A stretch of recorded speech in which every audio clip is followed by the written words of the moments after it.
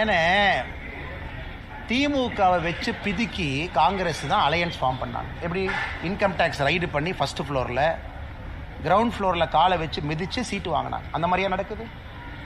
அந்த மாதிரியா நடக்குது? கிடையாது. அதே போல் இந்திரா காந்தி அம்மையாரை பற்றி கலைஞர் கருணாநிதி ஐயா பேசிய பேச்சுக்கெல்லாம் தொகுத்து பார்ப்போம். இந்திரா காந்தி அம்மையார் அவர்களை பற்றி எவ்வளோ மோசமாக பேசினாங்க. நேருவின் மகளை இந்திராவே வா வான்னு சொன்னாங்க.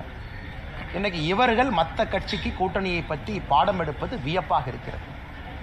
எல்லோரும் மக்கள்கிட்ட கேட்கறது நீட்டு ரகசியம் இருக்குன்னு ஆட்சிக்கு வந்தீங்களே, என்ன ரகசியம்? 4 வருஷம் கழிச்சு என்ன ரகசியம்? அந்த ரகசியம் கிடையாது. மாண்புமிகு ஜனாதிபதி கிட்ட அனுப்பின நீட்டு பில்லு ரிஜெக்ட் ஆகி திரும்ப வந்திருக்கு, அசம்பிளியினுடைய ரெசல்யூஷன். அதற்கெல்லாம் பதிலளிக்க முடியாத மாண்புமிகு முதலமைச்சர் அவர்கள் உப்பு சப்பு இல்லாத காரணங்கள் எல்லாம் முன்வைத்து மற்ற கட்சிகள் எப்படி கூட்டணி அமைக்க வேண்டும் என்பதை பற்றி பேசுறாருன்னா எவ்வளவு வேலை இல்லாமல் நம்முடைய முதலமைச்சர் இருக்காருன்னு பாருங்கள்.